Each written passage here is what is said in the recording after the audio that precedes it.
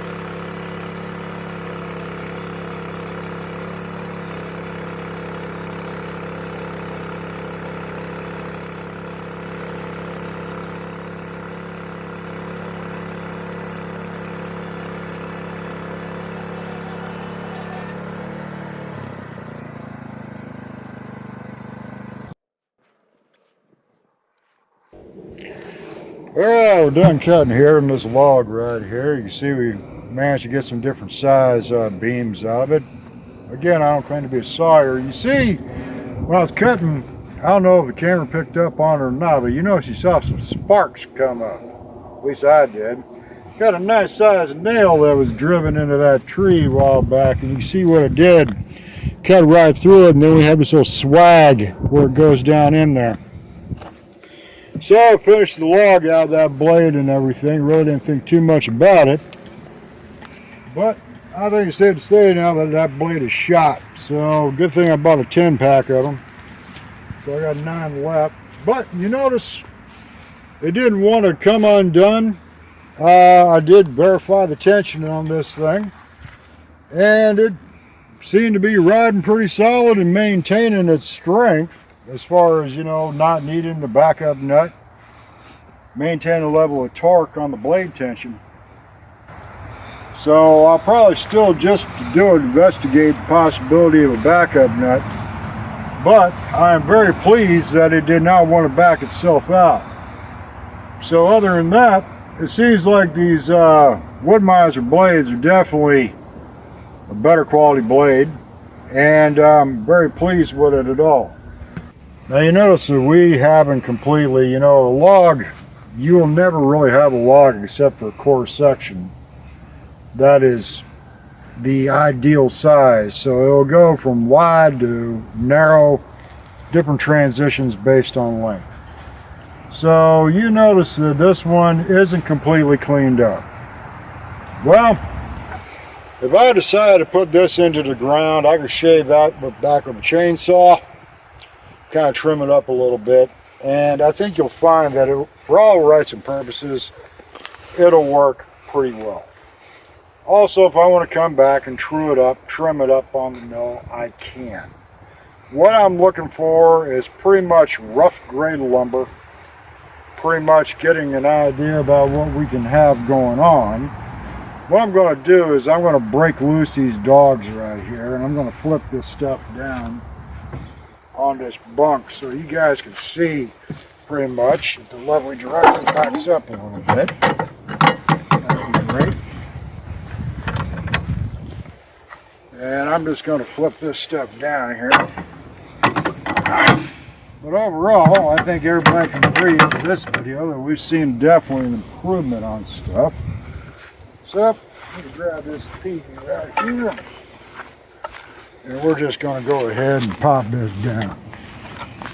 So, if you come around here to this base right here, you'll definitely see some different changes in log size as far as beam size. Watch out there, director.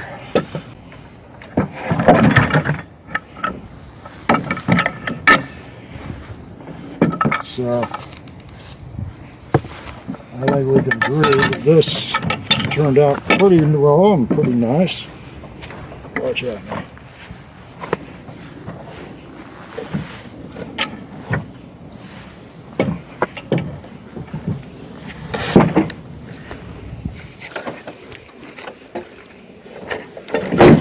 There we go. And you can see also the quality of the lumber we got going on here, folks.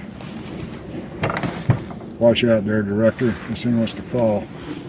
And stay put. Yep.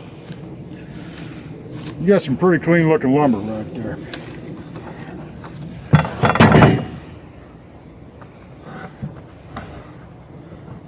Not a thing wrong with this at all.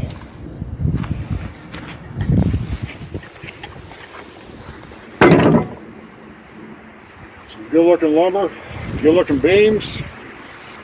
Folks, that's number one all day. You can see the lack of knots, lack of blemishes. Aside from that nail, I'd say that was a good use of the saw blade right there. You can get some good yield right there out of those beams. You can get some good yield out of a lot of stuff. You know, again, we're going for rustic building technique. We're not going for what you would call exacting measurement. We're going for function. Very pioneer, very Middle English.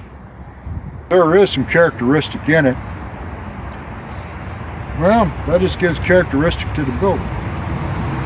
I think anybody that builds for anything for a living could say that if you have decent tie-in with this beam structure, you're going to have a sound structure.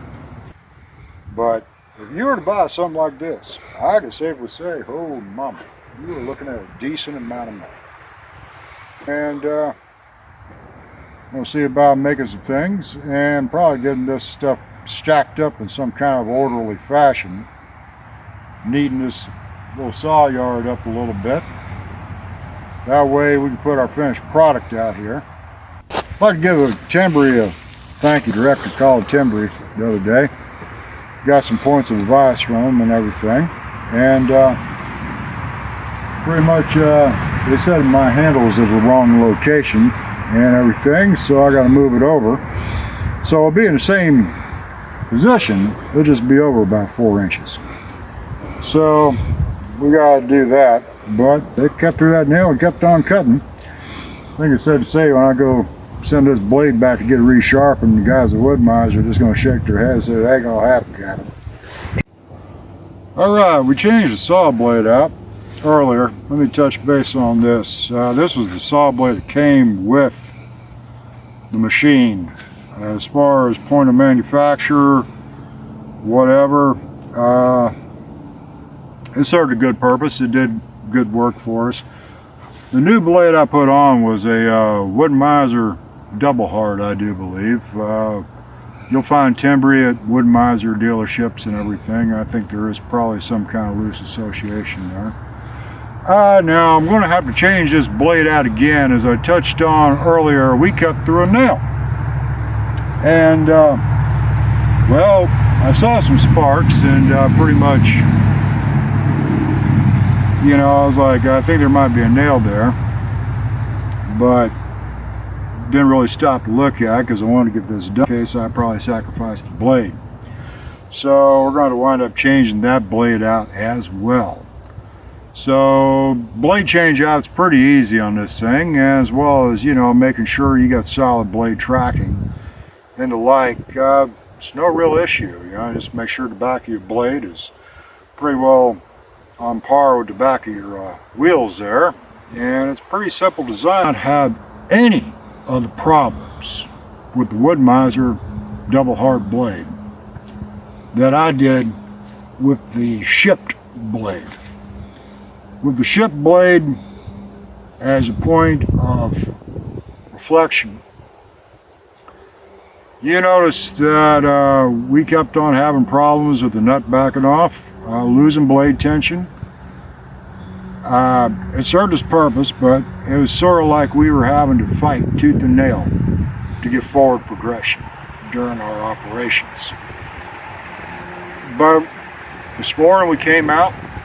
First thing we did is clean up the sawmill and put the double hard Wood-Mize blade on. And you notice I torqued that thing up. I loosened the torque up just to pretty much just make sure it was on par with alignment. And the only time we lost any kind, or we had blade deviation, you notice that swag right there on this piece of timber. And I can safely say that if I come over here, folks, the lovely director will excuse me, I'll be willing to bet you, based on us dumping this whole pipe, that if I was to roll this over, then this deviation would probably be, this is where the nail was located back here. So when I find its matched pair right here, which would probably be on this one right here, and there it is. So you see the nails right here. This was its matched pair right here. This was on top. So what we have here is the deviation caused by Big J here cutting in to that nail. But Really, with the Wood-Mizer blades, in my opinion, again, I don't claim to be a sawyer, but I'm just going to say, based on what I noticed with operations, I'll say that the blade is superior, and I will say that the blade does run or cycle better on the machine. Easy change out, you know, no real difficulty. So we'd like to thank you again for sticking around and watching this.